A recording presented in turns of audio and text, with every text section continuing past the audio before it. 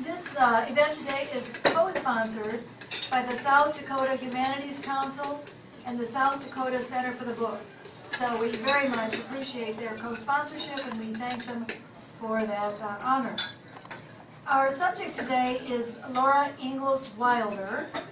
Probably almost all of you here know who she is, but just to refresh your recollection, Miss Wilder, these are two of her books that I just brought to show the covers. She was born in 1857 and she died in 1967. And she began her writing career when she was 65 years old. So for those of you who are hesitating, no, it's never too late at 65.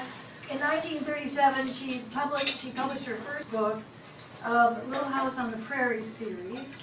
And then, of course, you all know about the dramatic adaptation of that work, which was on American television from 1974 to 1989. Her work has been translated into 40 languages. Our speakers today will share the time. First, a speaker will be Michelle McClellan, who I'm introducing now, and she'll take about the first 30 minutes, more or less. She's assistant professor of history at the University of Michigan, which is my alma mater.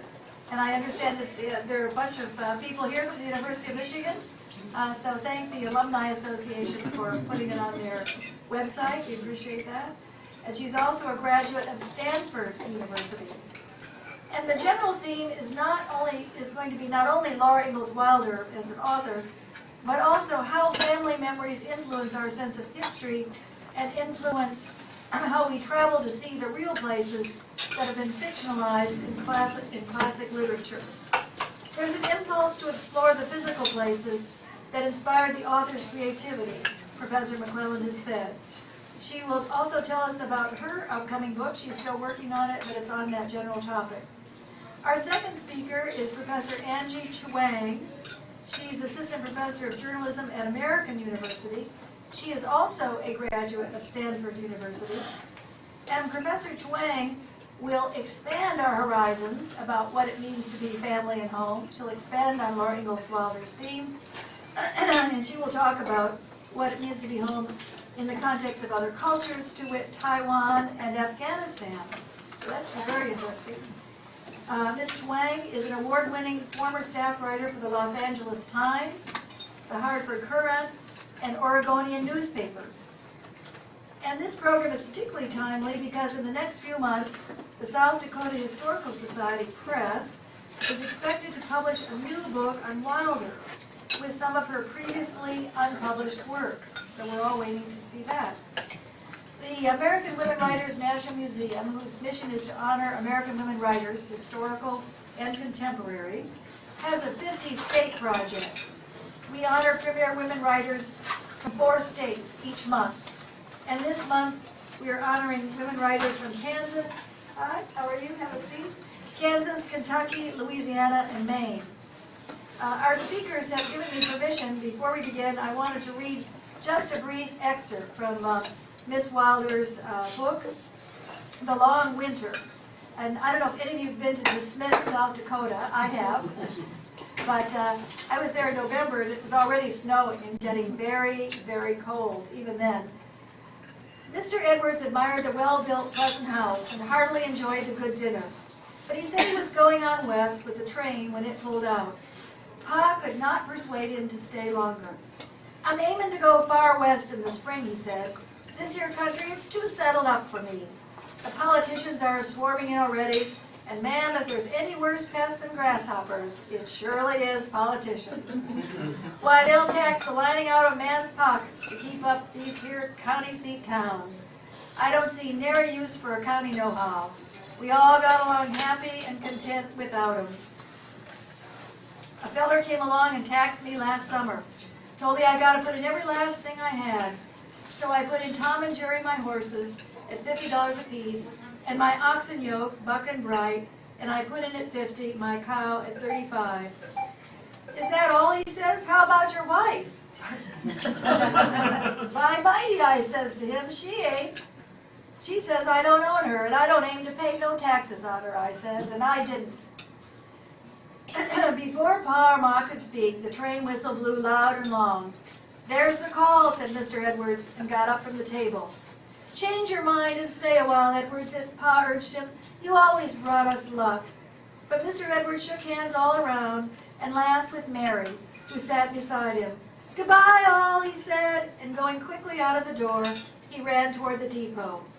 Grace had looked and listened wide-eyed all the time, without trying to say a word. Now that Mr. Edwards had vanished so suddenly, she took a brief breath and asked, "Mary, was that the man who saw Santa Claus?" "Yes," Mary said. "That was the man who walked Independence 40 miles in the rain and saw Santa Claus there and brought back the Christmas presents for Laura and me when we were little girls." Mary lifted her handkerchief from her lap as she started to leave the table, and something fluttered to the floor. Ma stopped to pick it up. She stood holding it speechless, and Laura cried, "Mary, a $20!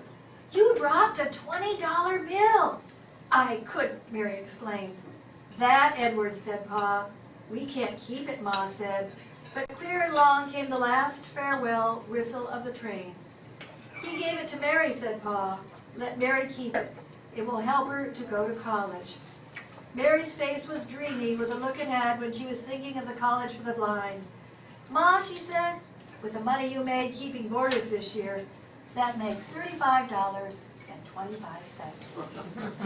That is one of our great American women writers, and here to tell us about it is Michelle McClellan. Thank you. So thank you very much for that introduction, and thanks for the opportunity to be here and talk about one of my very favorite subjects. And I have some handouts that just have some images that I'll be talking about through the discussion today, so I'll send those around.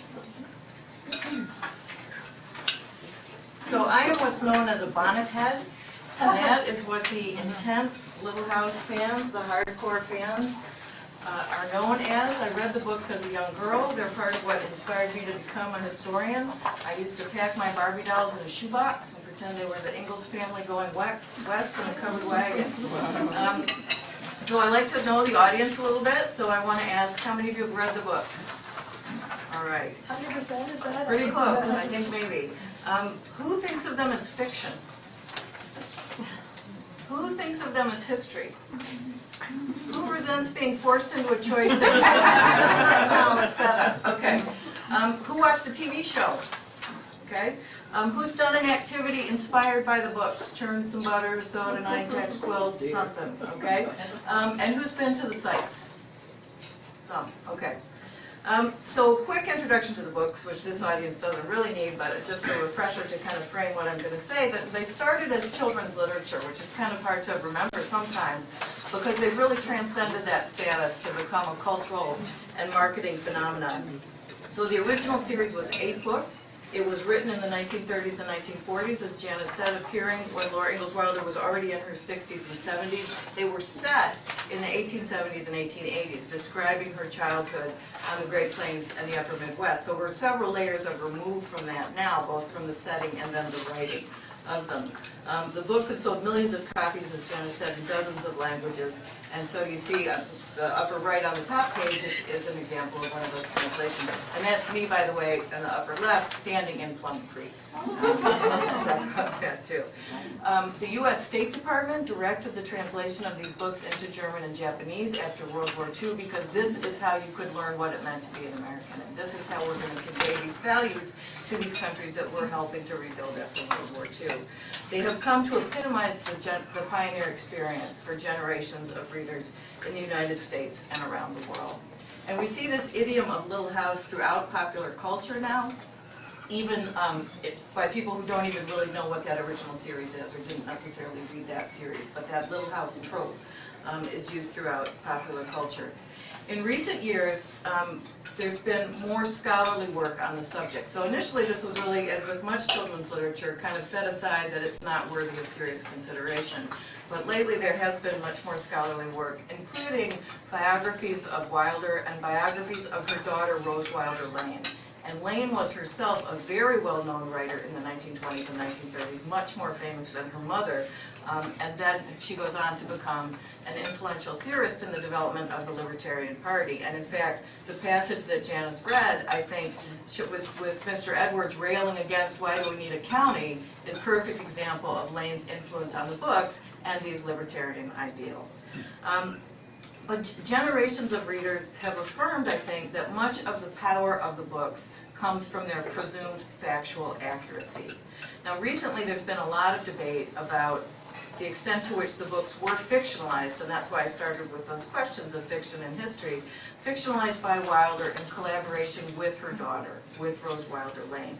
And the full dimension of this debate, which in certain circles is huge, as you can imagine, goes really beyond what I can do here, but I want to mention it because what I'm going to do in my comments today is try to explore how the sites themselves, how these places themselves are interpreted as historical evidence in a dynamic relationship with the books. I think it's the presumption that the books are true stories that allows Wilder to present her family as the quintessential pioneers. She offers her family's story as the story, and millions of readers have taken her at her word. So if you've read the books, which you have, you know how important place is in the stories. And we see this in the titles, right? They're tracking the movements of the Ingalls family. And going to a place to mark what happened there can be really powerful in shaping our sense of history. We know this viscerally, and we hear it, I think, in our language. Being there made it more real. It brought it to life, a heritage tourist will often say. It made me feel like I was really there. Because you are there, and there may be the closest you can get to them. That's certainly been my experience. So on my first visit, the first time I did this circuit, and I went by myself because I thought nobody is going to have the patience to do this the way I want to do it, so I'm going by myself. So I spent several days in De Smet, South Dakota, with one or another of the books in my hand, just walking around the town with the books, okay? So remember in the long winter when an early blizzard strikes unexpectedly and the kids are in the schoolhouse, well, they make it back to Main Street, it's only a few blocks away, but the blizzard and Camp Garland. So there I am, retracing the steps of those kids with my book in hand. Because I went in early September when the height of the tourist season was over, I stayed 3 days and I acted like this, the locals really started to notice me. Come on in. And when I went back to one of the sites for the third time, the tour guide said, "You don't have to pay anymore." So the Ingalls lived in this one building I'm going to talk about first, the surveyor's house, for less than a year. And this is the surveyor's house pantry on the lower left side of the cover page. So they lived there less than a year, but Laura describes it in great detail. And it's one of the only structures that she lived in as a child that remains today anywhere. So as I gazed into that pantry, it was easy to believe that Laura had just set down one of those dishes and gone out back to do the chores, and that she'd be right back. Never mind that more than a century had passed. Somehow, by being in that space and seeing those things, I believed I could make that time and distance between her life and mine evaporate. So as my reaction there suggests, I think the illusion that historic sites offer a transparent and unmediated link with the past is seductive, and all the more powerful for being generally invisible. But in fact, historic places should be viewed as interpretations as well as evidence. Meaning is made there by the property owners, by community boosters, by professional curators, and by visitors themselves. So even the act of leaving a landscape in its natural form, or not providing any text because the building or the artifact speaks for itself, is an act of interpretation. In the case of Little House heritage tourism, the sites can open up complicated connections among biography, fiction, and history as visitors juxtapose the books with the landscape they see. This can be an unsettling experience for devoted fans who have read the books many times, such as myself. Walking down that street in De Smet with a book in my hand, I thought I knew what I was looking for, but I didn't always find what I expected. As you can see from this map, which is lower right corner, which is basically like the middle of the country, it can be hard to get oriented, but it's the middle of the country. There are little house sites throughout the Midwest, along with a few others, such as the Farmer Boy site, which we all call the Outlier in upstate New York. Even places with a relatively tangential relationship with the published series are now known as Little House sites, such as Burr Oak, Iowa, which she left out of the books at between on the banks of Plum Creek and by the shores of Silver Lake. You can go there and see the Masters Hotel. Also Spring Valley, Minnesota, which the Wilder family lived in only briefly with Almanzo's parents after the first 4 years, but you can also go there now too. They are marking themselves as a Little House site. The Little House Guidebook, yes, there is such a thing, and it's a very useful resource, lists 8 developed sites, along with other locations associated with the family, such as the School for the Blind in Iowa, where Mary went in the 1880s. They now have an exhibit about Mary Ingalls at the School for the Blind. And even the home in San Francisco where Laura's daughter Rose lived during the early 20th century. So that's a private home, you can't go in, but the guidebook will tell you how to get there and stand outside and look at it. So, which I'm sure the residents there will. So today we're going to go on a little tour to several of these places. And we'll start in De Smet because it really looms large in readers' imaginations. So yeah, go ahead and flip. Welcome to De Smet, upper left. So a quick chronology, the Ingalls family moves to De Smet in 1879. Laura's 12, so she has her adolescence and her early married life there. She and her husband Almanzo, then they suffer crop failures, illness, the death of their newborn son. They moved to Missouri in 1894 when she's only 27 years old, and they almost never go back. Only a few times do they go back. But it's the setting of 5 of the books, okay? So for those of us who do the circuit, the bonnet heads, De Smet's a pretty big deal. So if you meet somewhere else, you say, well, yeah, here we are, you know, this is good, but have you been to De Smet? Okay. So eager readers go to De Smet, they start visiting even while Wilder's still alive, okay? But remember, she's not there, she's in Missouri. So it's other community people who really take the lead in this. And the longtime newspaper editor named Aubrey Sherwood serves as this kind of tireless community booster. He is convinced this is what puts De Smet on the map and we need to capitalize on it. So he's really the host to literary tours for decades. And then he spearheads the campaign to memorialize Wilder when she died in 1957. And Sherwood understood the national significance of this partly because people are writing to him to say, I want to come, I've read the books, and they're writing from all over the country. So he sees this as a national story. But these efforts also retain a local perspective. And I think this is really important that a lot of people in De Smet, for a long time, they called these the Pa and Ma books. That's how they referred to them, the Pa and Ma books. Because for them, the hook is really Charles and Carolyn Ingalls, who lived there for the rest of their lives. So frequently referring to events in the book, such as the hard winter that they all had lived through, the Memorial Society moves beyond the account of a particular family to celebrate community history. This is their town's history. So they don't use, in these early years, they're not really using the figure of Laura, the character of Laura, and they're not even using this celebrated author, Laura Ingalls Wilder, to celebrate. They're really talking about their own history through these books, and so seamless is that identification today that, as you can see, they call themselves the little town on the prairie. Okay? So the first thing they do back in 1957 after Wilder dies is to put a marker on a corner of the original homestead claim, and that's the farm that the Ingalls family had about a mile outside of town. They put this big boulder. The boulder has a plaque that describes some of the events that the Ingalls family experienced during the early years of settlement.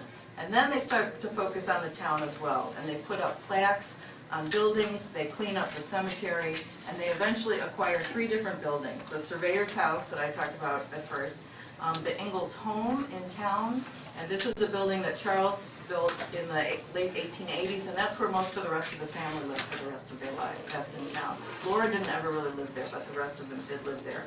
And they've also now acquired the town's original one-room schoolhouse, which had been converted to a private home, but now they bought it and they moved it across town and have turned it back to be a schoolhouse.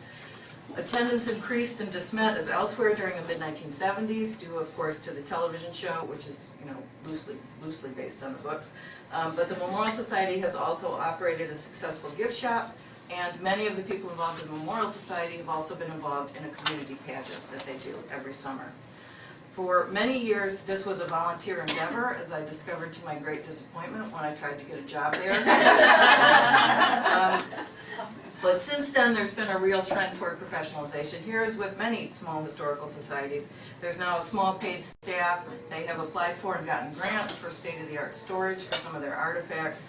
And they even got to go to a White House symposium in 2002 about American authors and met First Lady Laura Bush. But the Memorial Society is not the only game in town now in DeSmet. They are not the only steward of the Little House legacy. The Ingalls Homestead, and here's the map, so it's sort of plan and brochure of the Ingalls Homestead, and that's capital I, capital H, Ingalls Homestead, is now operated as a vacation site for families who wish to experience the pioneer past, billing itself as Historic Family Fund. And the homestead has gotten a lot of press attention since they've opened and has been described, and I think this phrase is really revealing, as a lovely, hands-on, child-centered, bring the books to life destination. The proprietors of the homestead emphasize that what they have to offer is a real active engagement with the past through an outdoor experience that evokes Laura Ingalls Wilder's own pleasure in the prairie landscape. So when you go, and you can sort of get a sense of it from the map and from this picture, you can ride ponies, you can be in a horse-drawn wagon, you can churn butter, you can twist some hay into sticks. I mean, it's really it's very active. And in fact, you can't really see. That's my mom and dad riding their bikes. A lot of multi-generational trips, you know, when people go. So the homestead is a little bit out of town. What I want to talk about for a minute here is how this division between the town and the homestead is literally marked on the property. So this may be a little bit hard to see, but on this plan, in this upper left-hand corner of the large green square is a small square. That is where the boulder is that the Memorial Society had set in 1957. So previous owners had given them this acre of land to put the boulder on. That's still there. The Memorial Society still owns that acre. But you can't get there from here. That is fenced, and you have to go out onto the road around to see the boulder, which I think is really quite interesting. Just sort of a legacy of institutional history marked on the landscape. And when I first went to DeSmet, the homestead wasn't open in that way. It was still, the farmers still owned it. So I went to the boulder, paid my respects, and assumed that the house had been there where the boulder was. It just seemed, of course, that's where the marker is. That must be where their house had been. And there were a lot of trees at that corner that really evoked the scene in By the Shores of Silver Lake, where the family is planting the saplings around their new claim shanty, right? So that's what I thought. Now, though, that the homestead is open to visitors, they have built their own replica of the shanty, and that's the upper right-hand picture here, on their property. So that's east of the boulder. And again, I know this might be hard to see, but upper left-hand corner is the boulder, and then this sort of cluster of buildings is the replica shanty.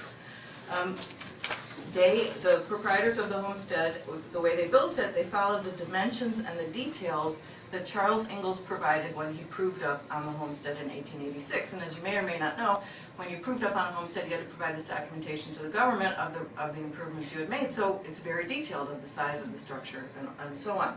And the document of Charles Ingalls' homestead claim filing was for a long time on the homepage of the National Archives of the United States, which I think also shows us something about the iconic stature of this story as the pioneer story.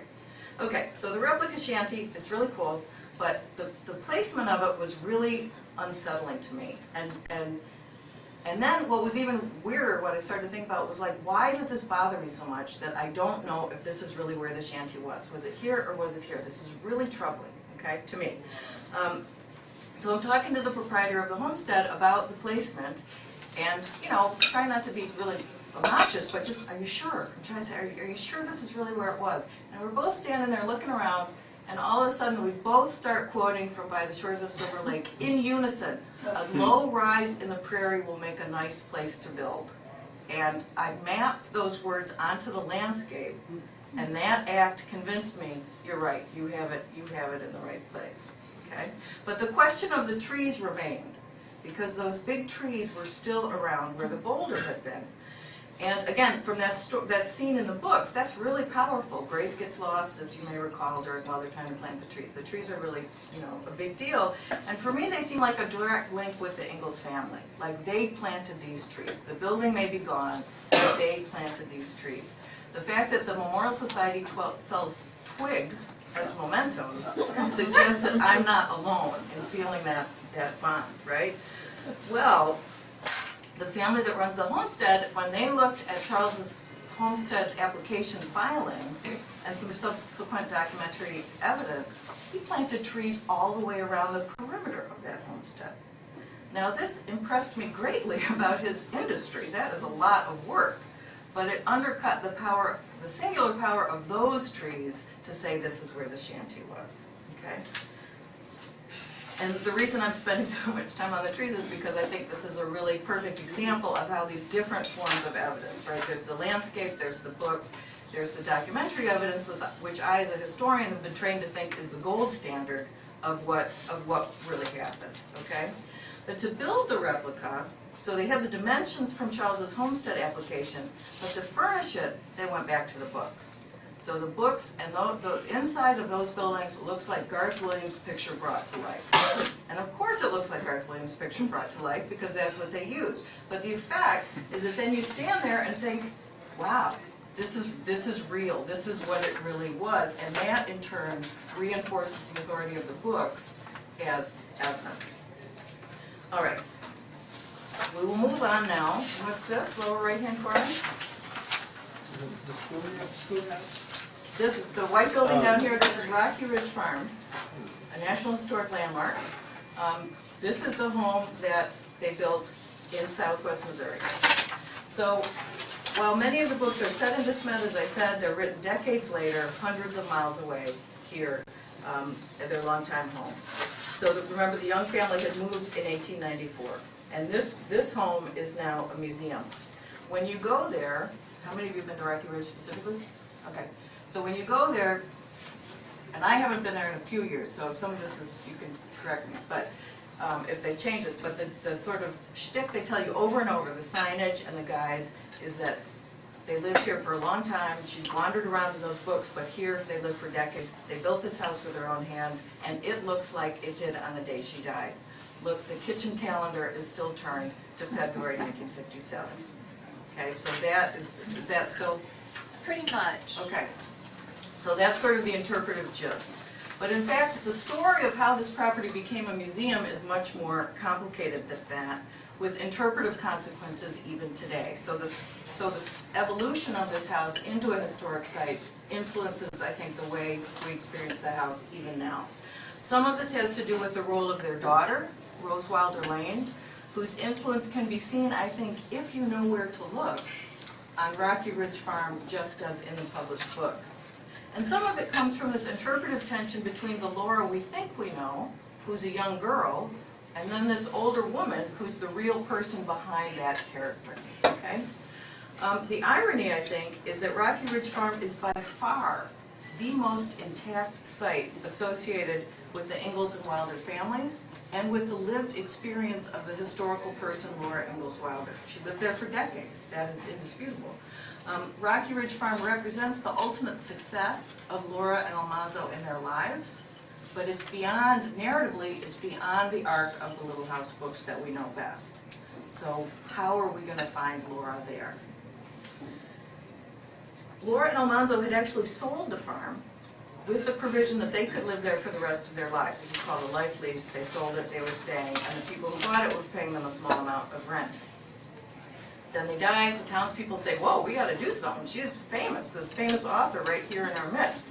So Lane helps buy it back, the daughter, Rose Wilder Lane, helps buy it back, and she also works to gather these household items that Laura had said had given away toward the end of her life to friends in the area. A lot of this is done behind the scenes. The good news for us is that they did it by letter. So that we have this correspondence from Lane saying, I know my mother gave that to you, it's a sign of her affection, but don't you think it'd be better now if it were back in the museum? Okay, so that's really helpful for us to reconstruct this. Lane also shaped the landscape of Rocky Ridge Farm by building 2 additional houses on the property.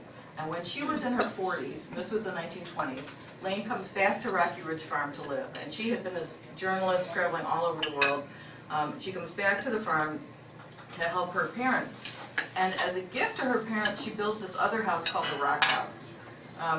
And this is on a different part of the farm. So she builds that house, and she moves into the white farmhouse. So she sort of sets up shop there. A lot of her friends come to visit, some of them for months or even years at a time.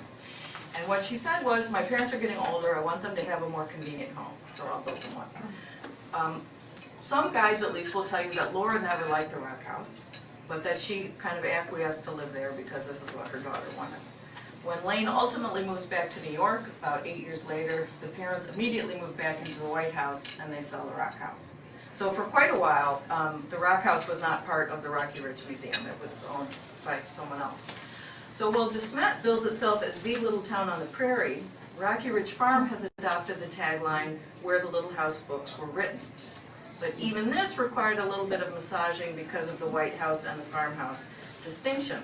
So when I first went to Rocky Ridge, the guides, when only the White House was open, the guides would show you the study and say, this is where she wrote the books, and she'd wake up in the night and she'd have this idea or memory, and her husband's asleep, she doesn't want to wake him, so she creeps into the next room and just jots it down, and then probably has to get up very soon anyway to take care of the chickens, this is how busy, and so on.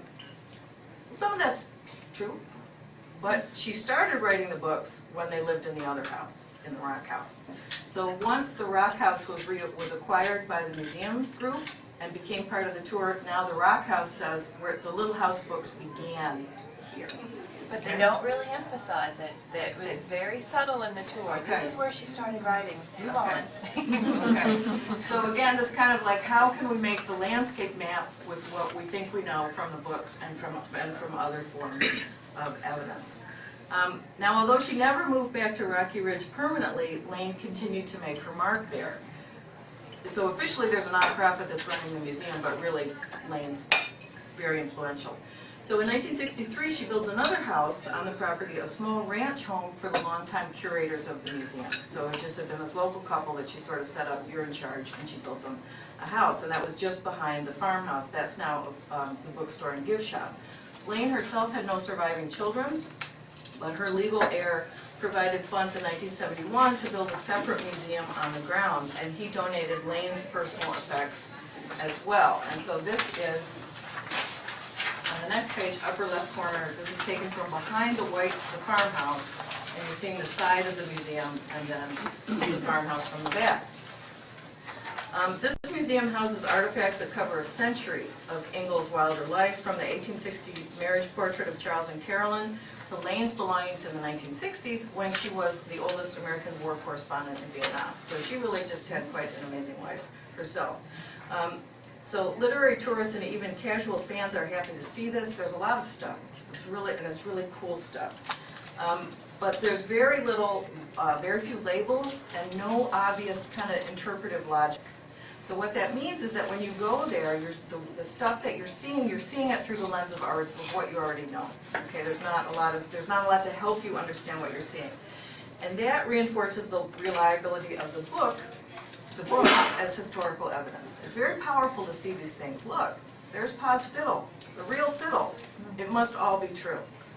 Okay, but I also think that having the museum right next to the house, and this gives you a sense of how close they are, detracts from the setting and dilutes the feeling of connection with the Wilders that many visitors are seeking when they come to Rocky Ridge Farm. When Laura and Almanzo lived there, they didn't come out the back door and like trip over their own museum, right? I think also that having the literary artifacts separate from the farmhouse relieves us of the challenge of needing to confront this tension between the character of Laura and the historical person of Laura Ingalls Wilder. Laura's in the house, young Laura is with all the artifacts in the museum. And even though the place where the Little House books were written would seem to be the perfect venue to encourage us to do just that. We will now move on to Kansas. So Little House on the Prairie is the brand of the series, of course, and the familiar trope in popular culture, but technically Little House on the Prairie is simply the title of the second volume in the series, detailing the Ingalls family's time in Kansas.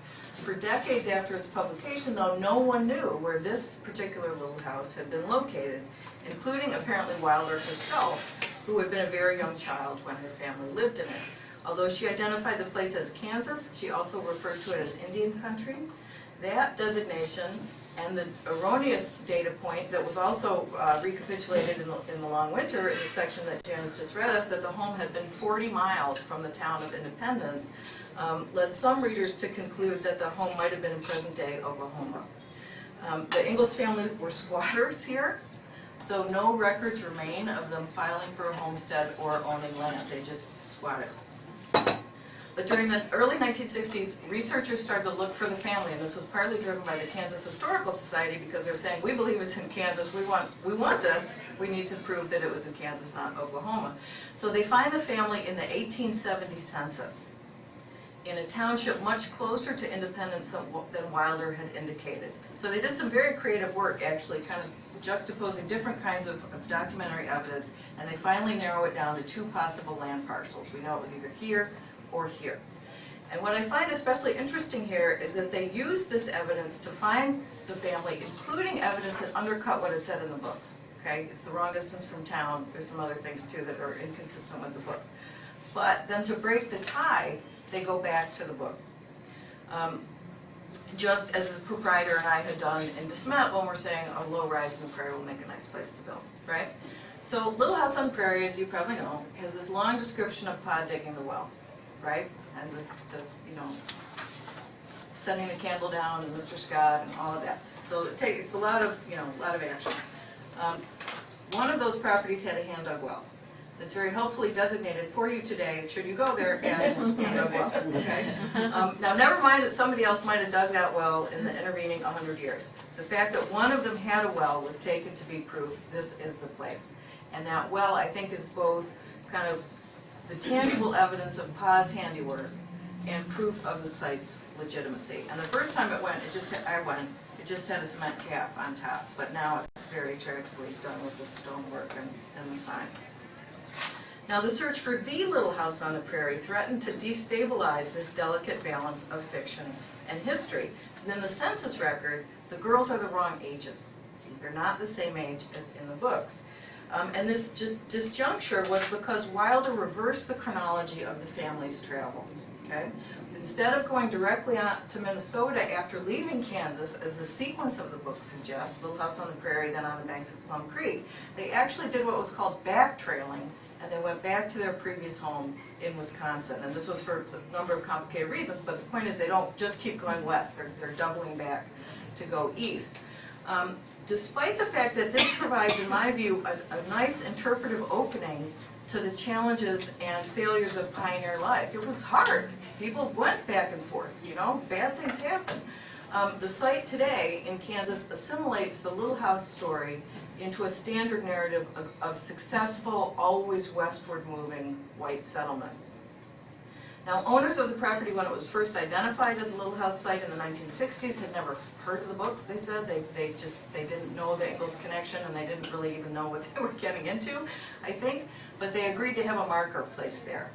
Now, they thought, as farmers, I think, that the land spoke for itself. They said, just put the marker, that should be plenty. But then they discovered people stopping by, visitors wanted buildings. So the first thing they did was community groups built a replica cabin in the mid-1970s. I think no coincidence, this is the same era as the TV show, and no coincidence, this is the US bicentennial. Okay, so I think it's related to both of those things. The cabin is described in promotional materials as an accurate replica, which I think is just a wonderful phrase, accurate replica, furnished according to descriptions in Little House on the Prairie. So there too, you stand at the door, you're like, what? Yep, that's it, because you've looked at those illustrations, you know, a million times. Since then, they've also moved 2 other buildings to the site, and that's what this picture is on the lower right of the 3rd page. So the cabin is sort of in the shade on the right, and then they've also moved a 1-room schoolhouse and this tiny post office, and even a hitching post, which is what the sign is, sort of a little bit in the foreground. Moved a hitching post out from the town.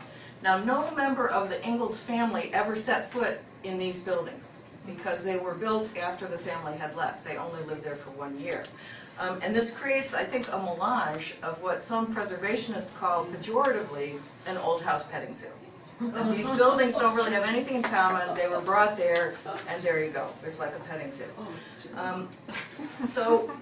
So again, a kind of, by the book preservationists would say that these properties lose their meaning when they're taken away from their original site. I would say as a historian that this creates a new meaning, that this fabrication of a pioneer village conveys a sense of community, conveys a sense of regional history that uses the Ingalls family only as a launch point.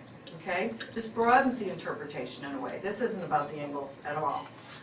But in another very important sense, I think the Little House on the Prairie site today drastically narrows the interpretive possibilities suggested in the text itself. When they were writing the book, and I say they here because we have good evidence that Wilder and Lane worked on this book very closely together.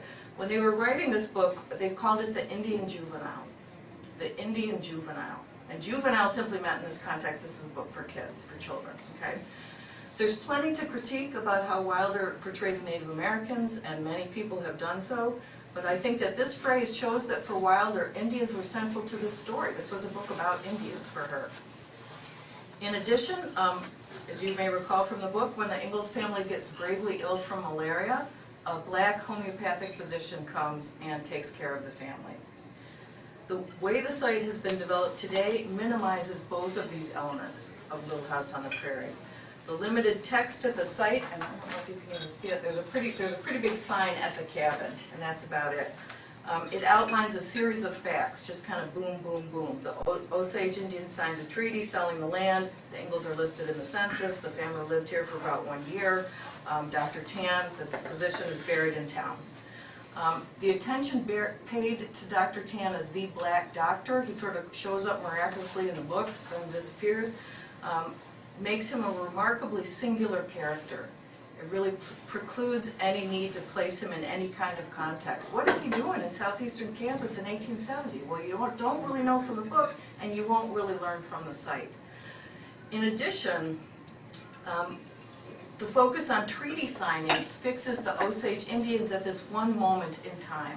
They are defined by the fact that they relinquished this land. So at the site, you don't really learn the backstory, and you don't really learn the afterstory of Native American history in the region.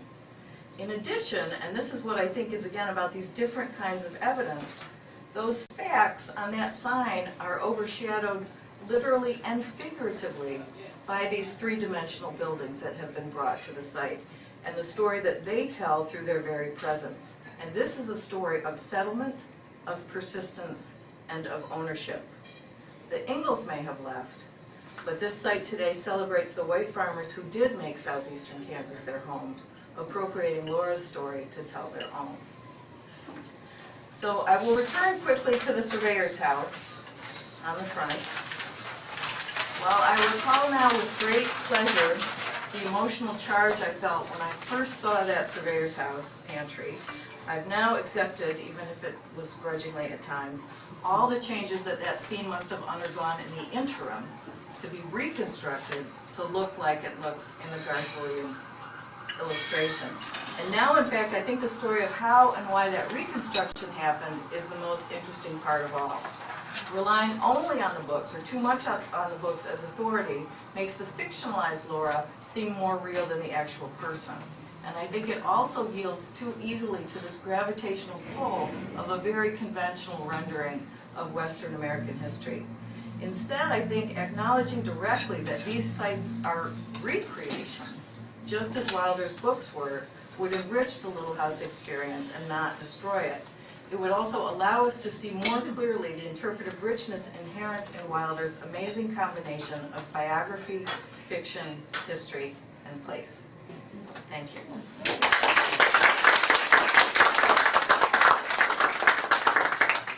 Wonderful, wonderful presentation. Thank you. We'll have time for questions afterwards, and we'll let both speakers speak, and then you can stay as long as you like and ask questions. I saved Miss Professor Chuang's book for her speech, 4 Words for Home, and she's going to talk about that, and of course other concepts of home from other cultures. If you want to buy her book, it's for sale. She'll be selling it afterwards, and I'm sure she'd love to autograph it for you. So, Professor Chuang. Thank you. Thanks, Janice. Thanks for all being here. This is my second time speaking to the American Women Writers Museum and working with Janice, and it's a real pleasure to be here again in this really lovely space. And thanks, Michelle, for setting the stage. I claim no particular expertise to Laura Ingalls Wilder, except that I read every single book when I was a girl. And because I grew up in Northern California, I learned about snow, like the word blizzard came into my vocabulary because of the long winter, and it was a sort of fascinating concept, and I've learned a little more about it in DC past winter. But it's really, and I think that's one of the things I really want to bring up, that when we talk about place, and literature of place, sometimes we just think of a place on a map or a piece of land, but there's so much more to place and what builds the character of a place, and I'm using that on purpose. We think of characters as people in stories. Laura, Mary, Ma, Pa are characters, but I would argue that the landscape, the geography, the weather, the culture, both of their own culture, but of those around them, the geology, become a character in books when we're talking about literature of place, that very often the place is as important or even more important than the human characters. And when we talk about literature of place, it's not really a genre, the way that, because not all literature of place is fiction, not all literature of place is even prose. I would say there are a lot of poets who write literature of place. And so I think of it as less a literary genre than an ethos, that when place rises to that level of importance, that the narrative could not be constructed without the character of place and all that comes with it. You know, I would say literature of place covers everything from fiction, and you can debate about whether or not the Little House books are fiction or fiction plus, to memoir, journalism. The books I write, I'll describe them a little bit more in a bit, fall in the category of memoir and literary journalism, to poetry. I was trying to brainstorm as I was preparing for this some of my favorite examples of literature of place, and the very spontaneous list I came up with included Willa Cather's O Pioneers, Colin McCann's Let the Great World Spin, which is, I think, really a love song to New York City, James McBride's The Color of Water, which is about one specific housing project in Brooklyn. The poetry of Richard Hugo, who is from Missoula, Montana, and really, that's such a, even when he's not writing about Montana, you feel the presence of Montana in his poetry. Radhareka Rizzuto's Hiroshima in the Morning, which is a memoir and also a journalistic piece about survivors of Hiroshima. And she goes there on a fellowship to take oral histories of Hiroshima survivors. She leaves her family in Brooklyn. I guess there's a lot of Brooklyn in this list. And then 9/11 happens. And she's suddenly now sucked back into her family life in New York and sort of caught between the two places. And the people in Hiroshima open up to her because they say, now, you know, you're a New Yorker. Because she's, even though she's of Japanese heritage, the people in Japan see her as an American and a New Yorker. They say, now you understand what we went through, so now we can tell you about what happened to us. And, you know, I think that's just a really amazing collision of place in a way that the geographical distance remained, but an experiential distance was collapsed in that experience. Reina Grande's The Distance Between Us is about how, even though she grew up in Los Angeles as an undocumented immigrant from Mexico, that she could never forget that her umbilical cord was buried in a village in Mexico, and how that's a metaphor for how the village never really left her family. There are a couple of really popular, what I call character plus place-driven memoirs that are, you know, I think the first one I thought of was Elizabeth Gilbert's Eat, Pray, Love, and Cheryl Strayed's Wild, about her hike on the Pacific Crest Trail, is about to come out as a movie starring Reese Witherspoon. And I think all of these, what they share in common is that the role of place as a character has much more to do with just physical details of where are the trees and the mountains, but very much about the place as whether it is hostile, whether it is, and very often the places are hostile. That makes, I think, as we see in Little House, the presence of a place as a not friendly or not comfortable or not familiar environment very often makes it far more present. And I'm also a big fan of travel literature, and I think that's a recurring theme in travel literature about how a place either feels foreign or familiar or becomes familiar is very much an experience that we enjoy going through as readers.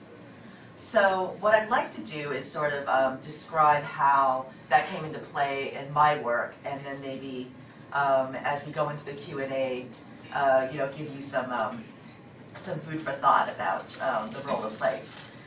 So the book that I undertook, really the experience began after 9/11, which was part of my interest in Monterey Rizzuto's book, and she's actually the blurber for my book, so I'm particularly close to that memoir. I was a newspaper journalist in Portland, Oregon. I was covering immigrant and ethnic minority communities for that newspaper starting in 2000. And I was very, very focused on Latin America at the time. I don't know if you recall, but on September 8th, 2001, George W. Bush and Vicente Fox, the then president of Mexico, met and had a big summit about a possible loosening of immigration laws and a wave of amnesty for undocumented immigrants in the U.S. So I was absolutely convinced that I was going to be focused on Mexico and Central America as a source of immigration for the years to come. And on September 10th, I had an article in the Oregonian on the front page about the impact of the forthcoming amnesty and talking to people, Mexican immigrants who got amnesty in the 80s and what happened to them. And on September 11th, the morning of the attacks, my editor and I scheduled a meeting to talk about me traveling to Mexico. I think, like Michelle has discussed, we both very much believed in being in a place and really immersing yourself was the only way to really learn. Like, you could research all you want about Mexico, you could interview experts, but being there was really the important thing. So that meeting never happened. And about a week after that, after we'd been scrambling to kind of get a West Coast perspective on what had changed, which was everything, I was sitting at my cubicle trying to figure out where to direct my journalistic energies next, and my editor comes up to me and says, we're about to go to war in Afghanistan, and I need you to find the human face of the country we're about to bomb. And what he meant was that I needed to find an Afghan immigrant or family who had some roots in Portland, Oregon, so that people could better understand the experience of what Afghanistan had gone through. And so I did find that family. I went with them to Afghanistan in 2004 for many of the same reasons. I just believed they had told me so much about their home, and I couldn't really grasp it until I was there with them. So I went with them, I was there for a month. That's the core experience of my book. And Janice also mentioned Taiwan. The reason why Taiwan factors in is that's where my family's from.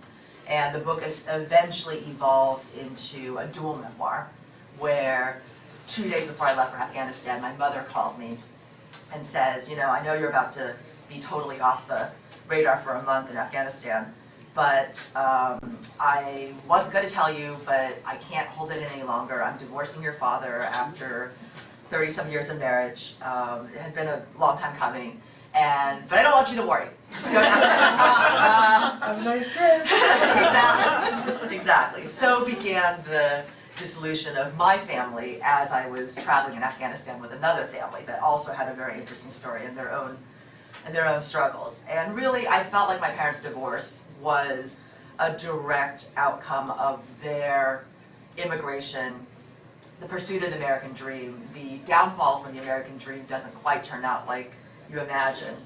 And I thought it was a really good opportunity to juxtapose the stories of the two families. This was an Afghan immigrant family. The patriarch was going back to be part of Hamid Karzai's government, like many expats did. But half that family stayed in Afghanistan, went through every war there, the Soviet war, the civil war that followed the Soviet war when the US and Russians pulled out, and then the Taliban, and then the US coming in after that, this war that's still going on now, we're about to withdraw from. And I really wanted to just be there with them and get their perspective. So I think what I'm going to do is, in the interest of giving us full time for questions and answers, I know you probably want to ask Michelle a lot about the new Pioneer Girl book, and the questions of authorship, and I found all of that really fascinating. So I'm just going to tell one anecdote that I think really, to me, brings home, and that's not a intentional, or it is an intentional pun, brings home the idea of why setting foot in a place, physically being a place, is so important to us. I know many of us are writers, as readers, as observers.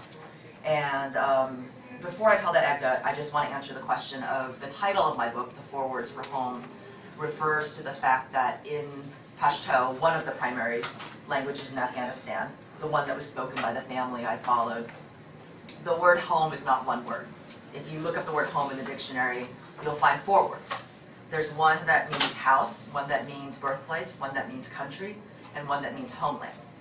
And any of you who've studied linguistics know that the evolution of words is a direct result of the history of a people. And this country had encountered so much displacement that they couldn't just use one word to refer to home. You would have to distinguish between, this is where I live right now, this is where I was born, this is where my family fled this war to be in for a while.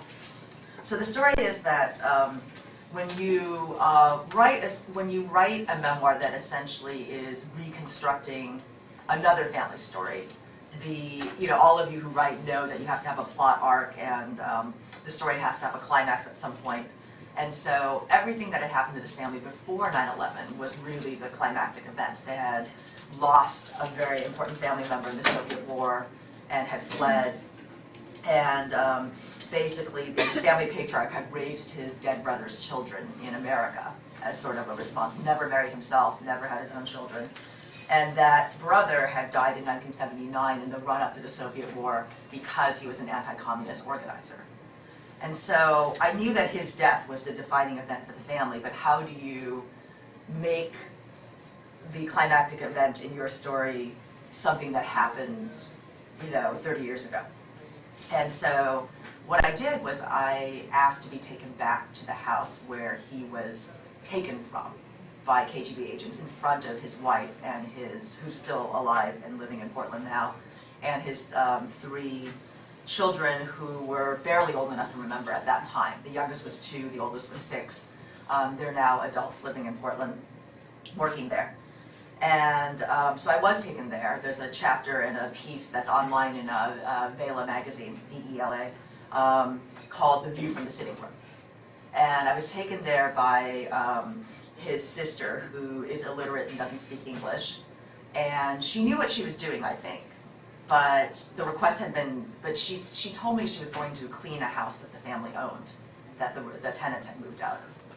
And there's a moment at which I'm taking pictures of the view in which his younger brother told me in Portland, this was the very last time I saw my brother, he was dragged out the door by KGB agents who had guns on their backs, and that's why we knew he was being kidnapped.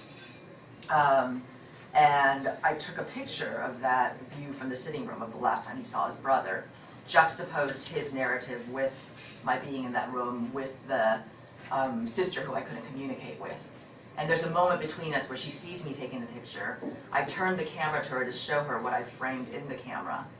And she says, ha, which is the Pashto equivalent of like, yes, I understand.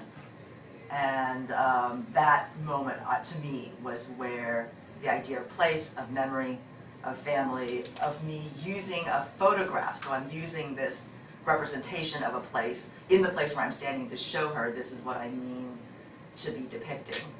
And that's really, to me, that was the climax of the book. It's an odd way to, but then also juxtaposed with the narrative, which I haven't told until that point in the book, of how the brother was taken and how this affected the family. So I think that's a good place to end with the illustration of why physically being in a place is important, and why just taking in the feeling of being in a room, the quality of light in a room, the way in which a window frames an outer gate of the house, the smell of the dust in that room, because the house had not been occupied in so long. All of that, as writers, is essential. And the sad thing is that I can't return to Afghanistan now. It's no longer safe from that family's perspective. I was there in 2004. In 2005, a lot of the targeting of Americans, targeting of journalists, IEDs, suicide bombings really became a factor. And so, the good thing is I'm left with a lot of photos and a lot of interviews and a lot of memories, which I've written from and was able to complete my book, which came out earlier this year. So that took me a long time too. All right, so I'm going to leave it there, and I know you have lots of questions for Michelle, and I'm happy to also back her up and answer some as well. And I'll save the book. Well, thank you both. As always, our women speakers are brilliant, absolutely brilliant, and everyone's saying yes, and we appreciate them so much. Absolutely fabulous presentations. So I have to leave a little bit early to go to another event, but I'm going to open it up for questions, and if you have questions, each woman will get up and answer here at the podium, so Christian can get on videotape. So go ahead and ask your questions, and if you see me leaving, I just had to leave early for another event over at the Library of Congress. Thank you. Yes, Elizabeth. I would like to know why you want to go back. What would you do? Why would you want to go back to Afghanistan? Okay, sure. Would you step up or- woman, repeat the question so that we Sure. get on video? Thank you. So the question is, why did I want to go back to Afghanistan? And I think my plan was always to make more than one trip if I could, just because this family story was so deep and so rich that I didn't think that one visit, even though it was almost a month long, could fully encapsulate the whole story. I think that's the impulse of writers and journalists, to always want more. And then you realize that to write a 200 to 300 page manuscript, you really don't need that much, and you end up putting a lot of things on the cutting room floor. I was just profoundly interested in this family and really wanted to follow up and see what happened to many of the people, especially as things declined. I didn't know they would decline when I was there, but I knew that the war would continue, and I wanted to know what became of all the people who I had basically lived in the same house with and spent so much time with. I think I felt like Afghanistan was going to continue to be a story, and that there would be other things to write about there. And I could have gone back. I could have gone back embedded with the military. I could have gone back in a different context. It was just with this particular family and their comfort level about basically taking an American journalist outside of NATO-controlled territory into this rural village that had a lot of potential. It wasn't all Taliban. It was hard to tell. It wasn't like people had a membership card to the Taliban. It was warlords and other elements who weren't really enthusiastic about having Americans in their midst at that time. I became incredibly close to this family when I was there, and actually had a pretty amazing experience. So part of it was personal. I loved the culture, the food, the bonds I made with women there. I document a lot of that in the book. It really was, to me, an extraordinarily positive experience. So, yeah. Any other questions? Any questions? Okay, yes, ma'am. I mean, I had a question for the second speaker too. Sure. Oh, okay. This idea about 4 words for home, when you were describing the Pashto, it reminded me though in English of when someone asks you, where are you from? There's so many levels on which to answer it. Yeah, and then where are you really from? Yeah, and where are your parents from? it's the same idea. We do have different ideas about home or where from means. So. Yeah. I remember a fellow immigrant American and I, we started this this expression called a home with a capital H and a home with a small h. And so we would say, oh, do you mean capital H or small h? Yeah. And so that, I think that was in my head when I thought of the title of the book. But yeah, certainly I think it's not an experience that's unique to Afghans at all.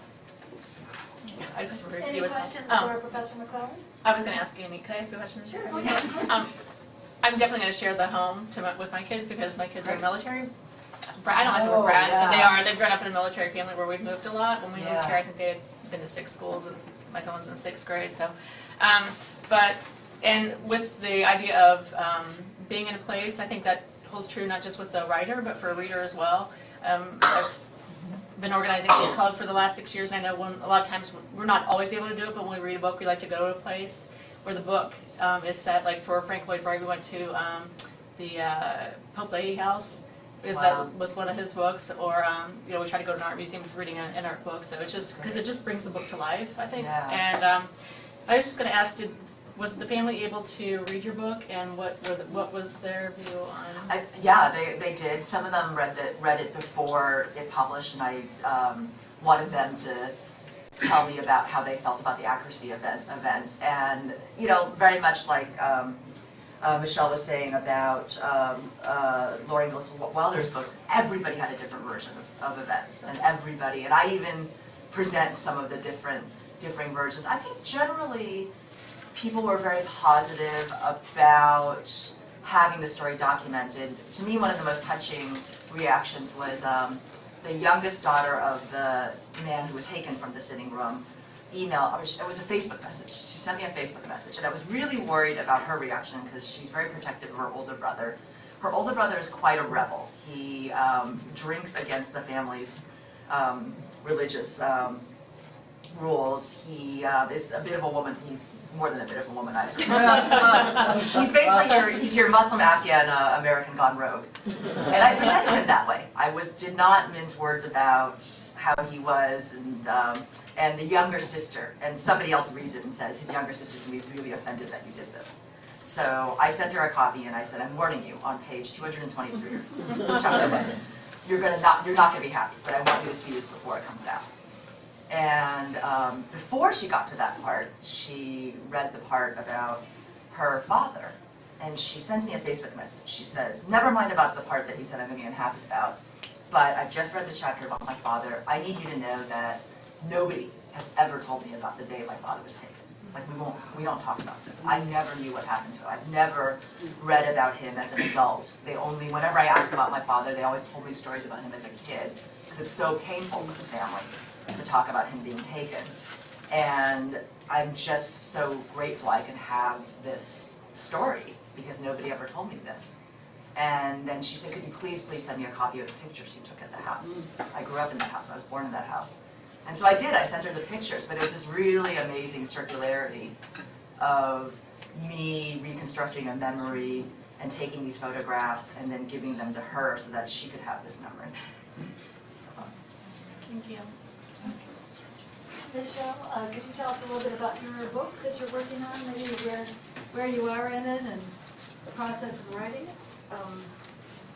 Yes, so I'm writing as fast as I can, and I don't have a publisher yet, but it's going to basically do kind of what I did in these remarks of like talk about the evolution of some of the different sites and play with these different forms of evidence. And bring it up through the TV show and the impact that had on particularly the Minnesota site, which is not named on the banks of Plum Creek, so they didn't know, that community did not know they were the town until Garth Williams came through in the late 1940s to look at these places when they were preparing the uniform edition of the books. But then of course the show mentions Walnut Grove every 2 seconds, so that really put them on the map. So bringing it up pretty much to the present, and the role of the internet too in creating these kind of fan communities. That's how a lot of people have gotten to know about the sites. So, yeah, yes. I perhaps shouldn't bring it up, but I adore Willa Cather. And I'm just wondering what you perceive might be any differences between the two writers or the similarities. Has Willa Cather succumbed to the great, now iconic image of Laura Ingalls Wilder? How do the two balance each other out? Well, I was just looking actually on some things about Red Cloud, Nebraska and preservation efforts in Red Cloud. I have not been there. I mean, my sense maybe is that the biggest difference is that Cather's work, and I'm not nearly as familiar with it, I should say, but didn't ever get that kind of traction as this like phenomenon of children's literature, right? But I think that there's a huge amount of resonance in this, in a woman's voice about the plains and about the West, because we think the story is this singular, farmer, homesteader, cowboy, or something like that. But having a woman's voice, capturing that, incredible, evocative, descriptive power in both sets of books, I think, are both the work of both authors. That really, when you see that sky, you get what they're talking about, you know, that if you're from a different part of the country or a different part of the world, I think the immensity really is hard to appreciate even from the text. Seeing it gives the text another layer of meaning for sure. Yes? Just to go back to the whole idea of home, where do you think, if you asked Laura Ingalls Wilder, so, you know, what's your home? Where are you from? What kind of answer do you think you would get, given what she gave us? That's a really good question. Well, that's a really good question. I think she might say Missouri, because that's where that more than anywhere else is where they created their own home. And they weren't as successful as they looked financially, but they made a home there. And everywhere else they did leave. So I think this kind of mobility or transience, you know, I think in the United States, and what I was saying about the sequence of the books, we often treat that as if it's always going to be upward, right? That there's not failure embedded in those moves, but often there really is. So I think Rose Wilder Lane, the daughter, had said at one point that, so she moved from South Dakota when she was grade school, but she says, I never forgot the sky. Like that physical landscape shaped my sense of the world. And I think Wilder might say the same about where she felt at home. Might have still been in those prairie landscapes, but what she considered her home, in the sense that home can also, if we're lucky, right, can incorporate a sense of achievement and of purpose, that would be Missouri for her, I think. Yeah, it's tough. It's, you know, and I think the same thing would be hard to answer for Rose as well, because she lived in so many different kinds of places. You ask her where she was from, Right, don't know. right. I don't know. And that linguistic, that I was so glad you talked about, that is so complex and so powerful. I lived in Georgia for a while, and people there used a term that I had not been conversant with, home place. They'd say, where's your home place? It's like, what do you mean? I think they meant a kind of ancestral home, not grand, you know, but like where your family's from. And they could tell from the way I talked that mine was not there, right?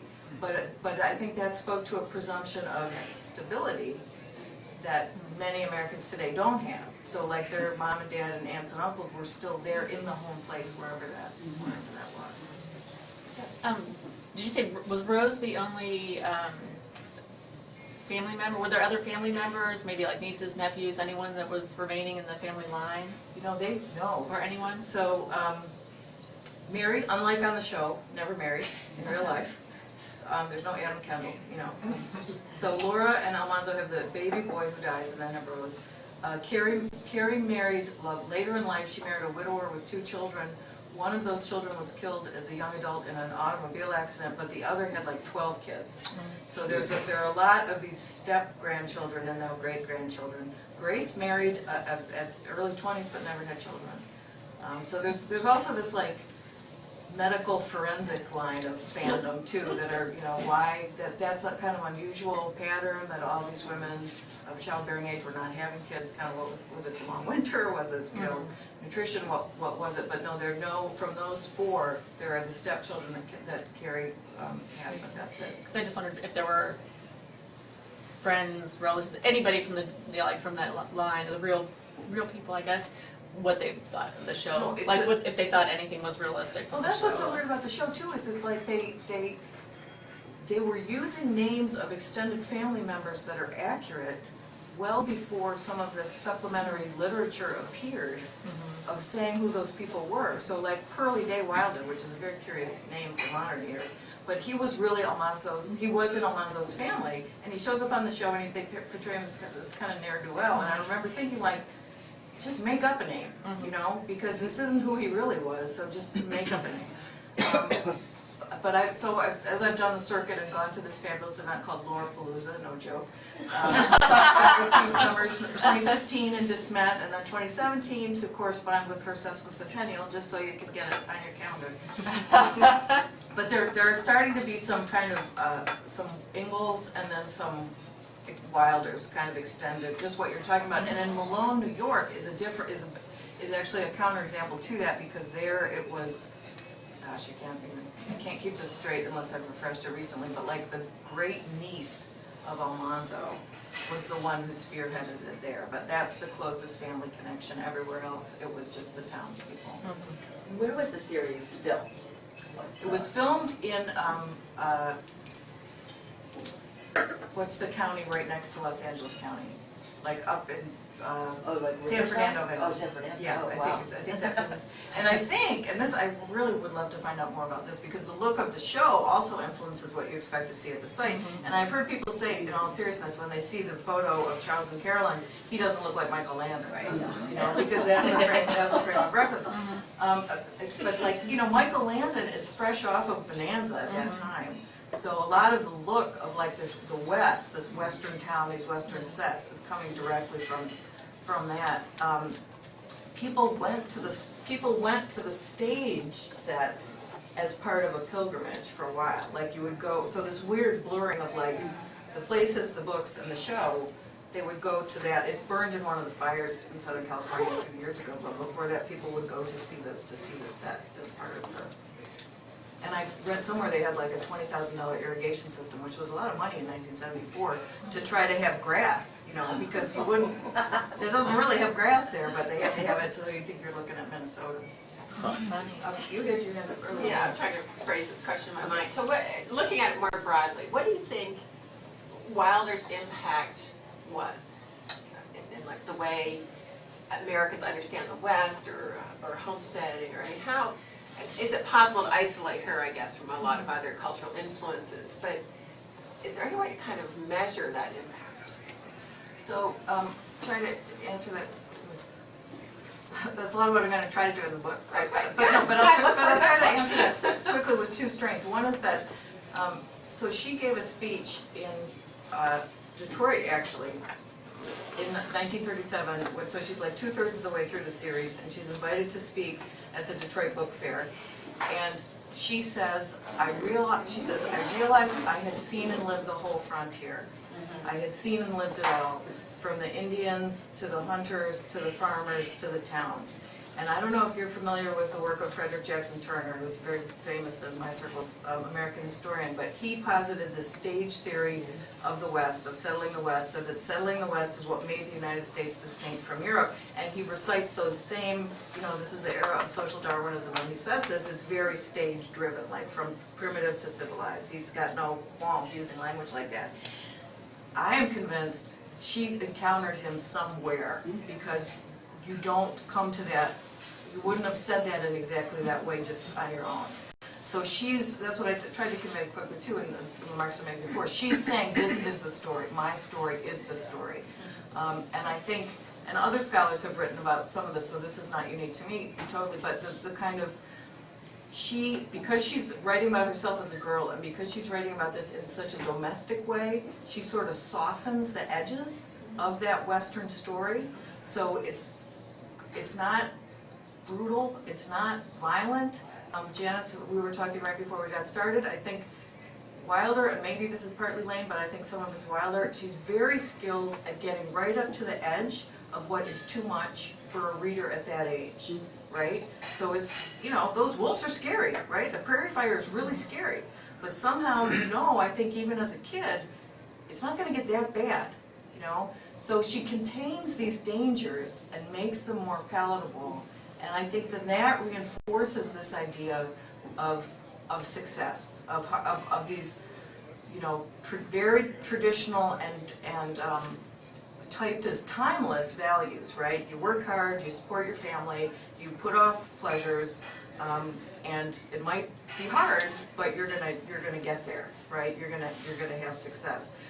There's a very interesting book called Little House Long Shadow that came out a couple of years ago with the woman who's a professor of English and Women's Studies, tried to track the influence of the books as texts. So she was looking at things like how much they were used in schools, how they were extracted from what were called basal readers, where you get that reading book as a kid, you know, that had different chapters from different selections. And she argues that these books also package conservative political values in a very appealing package. So we want to be part of that family because everybody's safe and loves each other in that family.